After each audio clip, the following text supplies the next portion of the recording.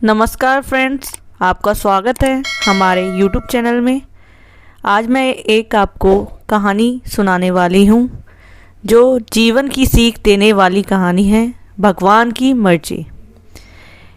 एक आदमी मंदिर में सेवक था। उसका काम मंदिर की साफ सफाई करना था।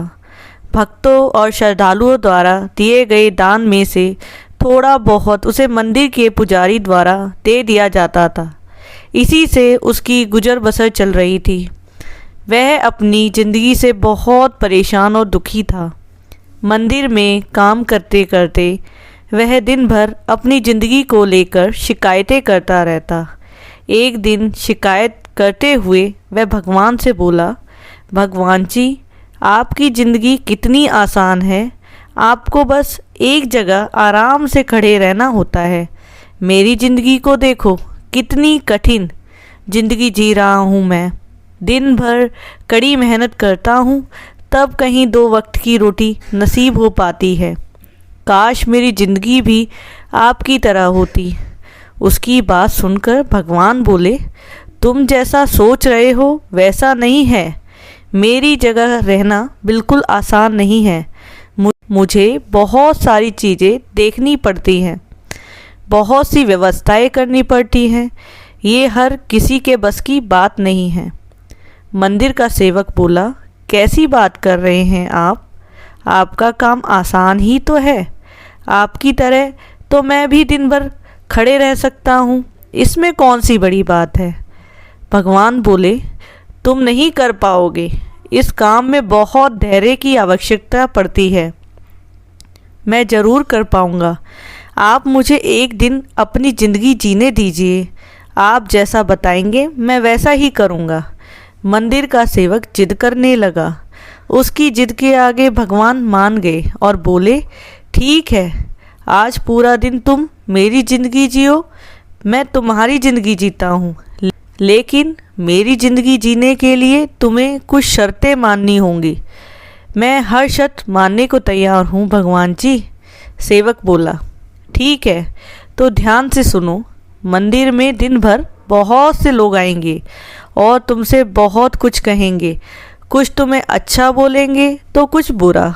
तुम्हें हर किसी की बात चुपचाप एक जगह मूर्ति की तरह खड़े रहकर धैर्य के साथ सुननी है और उन पर कोई प्रतिक्रिया नहीं देनी है।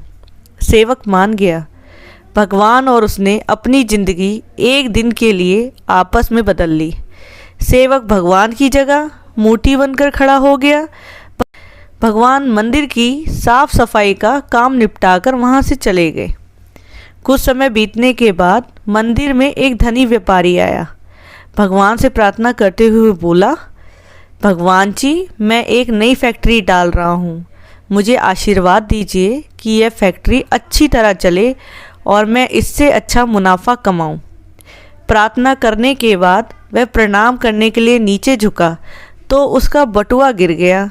जब वह वहाँ से जाने लगा तो भगवान की जगह खड़े मंदिर के सेवक का मन हुआ कि उसे बता दे कि उसका बटुआ गिर गया है, लेकिन शर्त अनुसार उसे चुप रहना था। इसलिए वह कुछ नहीं बोला और खामोश खड़ा रहा। इसके तुरंत बाद एक गरीब आदमी वहाँ आया और वो भगवान से बोला, भगवान जी, बहुत गरीबी में जीवन काट रहा हूँ। परिवार का पेट पालना है, माँ की दवाई की व्यवस्था करनी है। समझ नहीं पा रहा हूँ कि इतना सब कैसे करूँ। आज देखो, मेरे पास बस 1 रुपया है। इससे मैं क्या कर पाऊँगा? आप ही कुछ चमत्कार करो और मेरे लिए धन की व्यवस्था कर दो। प्रार्थना करने के बाद जैसे ही वह जाने को हुआ, उसे नीचे गिरा व्यापारी का बटुआ दिखाई दिया। उसने बटुआ उठा लिया और भगवान को धन्यवाद देते हुए बोला, भगवान जी, आप धन्य हैं। आपने मेरी प्रार्थना इतनी जल्दी सुन ली। इन पैसों से मेरा परिवार कुछ दिन भोजन कर सकता है। माँ की दवाई की व्यवस्था भी हो जाएगी। भगवान को धन्यवाद देकर वह वहाँ से जाने लगा। तब भगवान बने मंदिर के सेवक का मन हुआ कि उसे बता दे कि वह बटुआ तो व्यापारी का है, उसे मैंने नहीं दिया। वह जो कर रहा है वह चोरी है।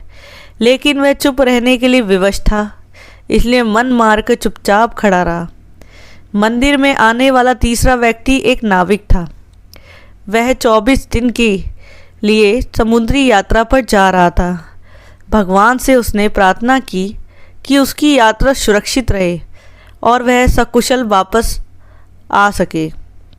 वह प्रार्थना कर ही रहा था कि धनी व्यापारी वहाँ आ गया। वह अपने साथ पुलिस भी लेकर आया था। नाविक को देखकर वह पुलिस से बोला, मेरे बाद यह मंदिर में आया है, ज़रूर इसने ही मेरा बटुआ चुराया होगा, आप इसे गिरफ्तार कर लीजिए। पुलिस नाविक को पकड़कर ले जाने लगी। भगवान बने आदमी को अपने सामने होता हुआ ये अन्याय सहन नहीं हुआ। शर्त अनुसार उसे चुप रहना था, लेकिन उसे लगा कि बहुत गलत हो चुका है। यदि अब मैं चुप रहा तो एक बेकसूर आदमी को व्यर्थ में ही सज़ा भुगतनी पड़ेगी। उसने अपनी चुप्पी तोड़ते हुए कहा, आप गलत व्यक्ति को पकड़ ले जा रहे हैं। ये बटुआ इस नाविक ने नहीं, बल्कि इसके पहले आए गरीब व्यक्ति ने चुराया है। मैं भगवान हूँ और मैंने सब देखा है। पुलिस भगवान की बात कैसे नहीं मानती। उसकी बात मानकर उन्होंने नाविक को छोड़ दिया और उस गरीब आदमी को पकड़ लिया जिसने बटुआ लिया था।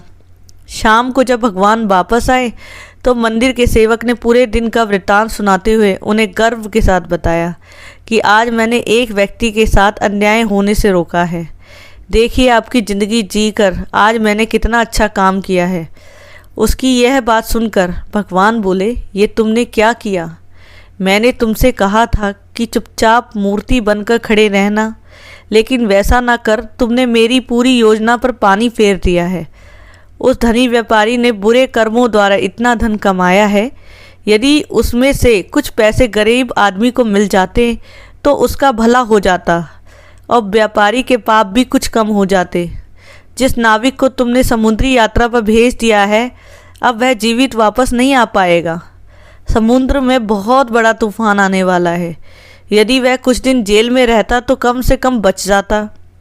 सेवक को यह सुनकर एहसास हुआ कि वह तो बस वही देख पा रहा था जो आंखों के सामने हो रहा था। उन सब के पीछे की वास्तविकता को वह देख ही नहीं पा रहा था। जबकि भगवान जीवन के हर पहलू पर विचार अपनी योजना बनाते हैं और लोगों के जीवन को चलाते हैं। तो इस कहानी से हमें ये सीख मिलती है, हम सब भी भगवान की योजनाओं को समझ नहीं पाते।